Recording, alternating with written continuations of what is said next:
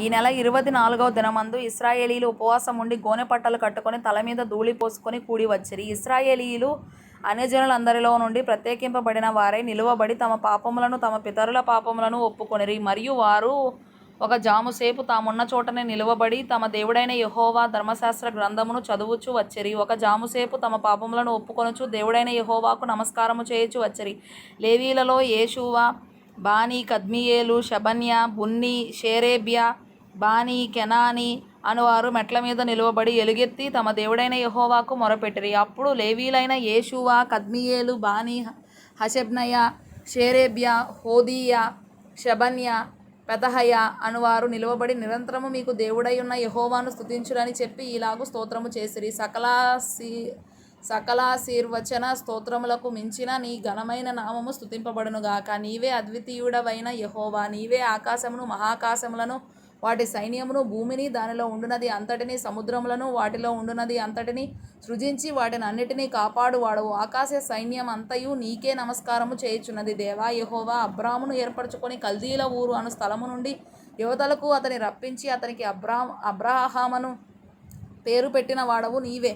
అతడు నమ్మకమైన మనస్సు గల వాడని ఎరిగి కనానీయులు, హిత్తీయులు, అమోరీయులు, పెరిజ్జీయులు, యెబూసీయులు, గిర్గాషీయులు అను వారి దేశమును అతని సంతతి వారికి ఇచ్చునట్లు అతనితో నిబంధన చేసిన వాడవు నీవే. నీవు నీతిమంతుడవై ఉండి నీ మాట చొప్పున జరిగించితివి. ఐగుప్తులో మా పితరులు పొందిన శ్రమను నీవు చూచితివి. ఎర్ర సముద్రమునొద్ద వారి మొరను నీవు వింటివి.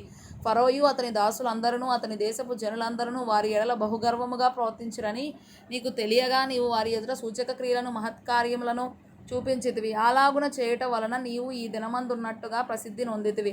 మరియు నీ జనుల ఎదుట నీవు సముద్రమును విభాగించినందున వారు సముద్రం మధ్య పొడినేలను నడిచిరి.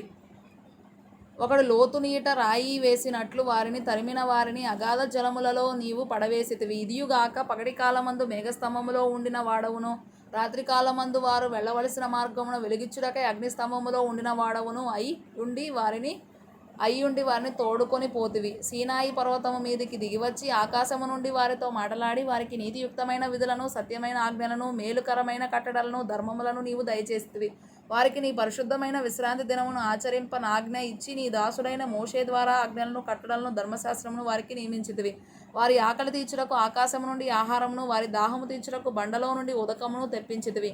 వారికి ప్రమాణము చేసిన దేశమును స్వాధీనపరచుకొనవలనని వారికి ఆజ్ఞాపించితివి. అయితే వారును మా పితరులను గర్వించి లోబడనొల్లక నీ ఆజ్ఞలకు చెవియొగ్గకపోయిరి. వారు విధేయులగుటకు మనసు లేని వారై తమ మధ్య నీవు చేసిన అద్భుతములను జ్ఞాపకము చేసుకొనక తమ మనస్సును కఠినపరచుకొని తాముండి వచ్చిన దాస్యపు దేశమునకు తిరిగి వెళ్ళుటకు ఒక అధికారిని కోరుకొని నీ మీద తిరుగుబాటు చేసిరి.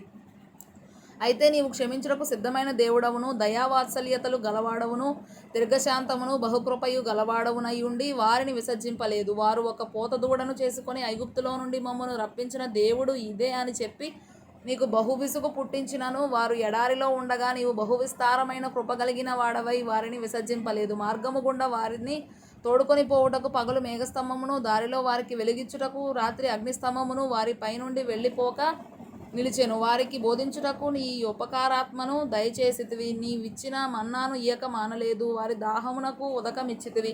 నిజముగా అరణ్యములో ఏమీయూ తక్కువ కాకుండా 40 సంవత్సరములు వారిని పోషించితివి. వారి వస్త్రములు పాతగిలిపోలేదు, వారి కాళ్లకు వాపు రాలేదు. ఇదియుగాక రాజ్యములను, జనములను వారికి అప్పగించి వారికి సరిహద్దులు ఏర్పరిచితివి గనుక వారు సీహోను అను హెష్బోను రాజు యొక్క దేశమును, బాషానునకు రాజైన ఓగు యొక్క దేశమును స్వతంత్రించుకొనిరి. వారి సంతతిని ఆకాశపు నక్షత్రములంత విస్తారముగా చేసి ప్రవేశించి స్వతంత్రించుకొనున్నట్లు వారి పితరులకు నీవు వాగ్దానము చేసిన దేశములోనికి వారిని రప్పింపగా ఆ సంతతి వారు ప్రవేశించి ఆ దేశమును స్వతంత్రించుకొనిరి. నీవు కనానీయులను ఆ దేశవాసులను జయించి తమకు మనసు వచ్చినట్లు చేయుటకు వారి రాజులను ఆ దేశ జనులను వారి చేతికి అప్పగించితివి. అప్పుడు వారు ప్రాకారములు గల పట్టణములను, ఫలవంతమైన భూమిని స్వాధీనపరచుకొని సకలమైన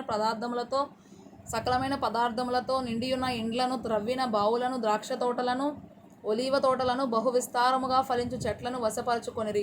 అలాగున వారు తిని తృప్తి పొంది మదించి నీ మహోపకారమును బట్టి బహుగా సంతోషించిరి. అయినను వారు అవిధేయులై నీ మీద తిరుగుబాటు చేసి నీ ధర్మశాస్త్రమును లక్ష్యపెట్టక త్రోసివేసి నీ తట్టు తిరగవలనని తమకు ప్రకటన చేసిన నీ ప్రవక్తలను చంపి నీకు బహుగా విసుగు పుట్టించిరి. అందుచేత నీవు వారిని వారి శత్రువుల చేతికి అప్పగించితివి. ఆ శత్రువులు వారిని బాధింపగా శ్రమకాలమందు వారు నీకు మొరపెట్టినప్పుడు ఆకాశమందుండు నీవు ఆలకించి వారి శత్రువుల చేతిలో నుండి వారిని తప్పించుటకై నీ కృపా సంపత్తిని బట్టి వారికి రక్షకులను దయచేసితివి. వారు నెమ్మది పొందిన తరువాత నీ ఎదుట మరలా ద్రోహులు కాగా నీవు వారిని వారి శత్రువుల చేతికి అప్పగించితివి. వీరు వారి మీద అధికారము చేసిరి.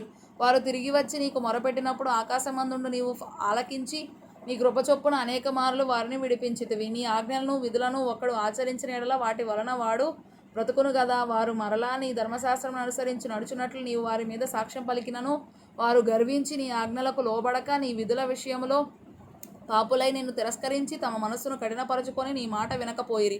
నీవు అనేక సంవత్సరములు వారిని ఓర్చి నీ ప్రవక్తల ద్వారా నీ ఆత్మచేత వారి మీద సాక్ష్యము పలికితివి గాని వారు వినకపోయిరి. కాగా నీవు ఆయా దేశములలోనున్న జనుల చేతికి వారిని అప్పగించితివి. అయితే నీవు మహోపకారివై ఉండి వారిని బొత్తిగా నాశనము చేయకయు విడిచిపెట్టకయు ఉంటివి. నిజముగా నీవు కృపా కనికరములు గల దేవుడవై ఉన్నావు.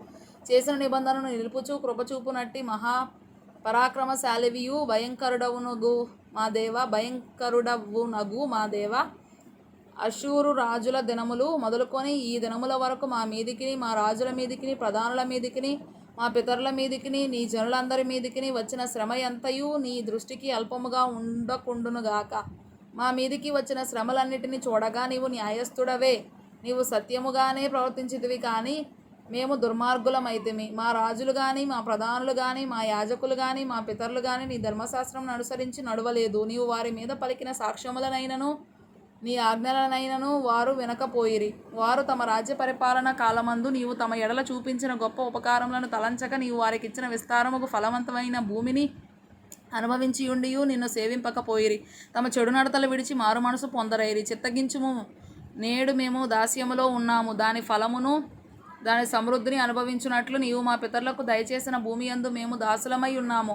మా పాపములను బట్టి నీవు మా మీద నియమించిన రాజులకు అది అతి విస్తారముగా ఫలమిచ్చుచున్నది. వారు తమకిష్టం వచ్చినట్లు మా శరీరముల మీదను మా పశువుల మీదను అధికారము చూపుచున్నారు గనుక మాకు చాలా శ్రమలు కలుగుచున్నవి.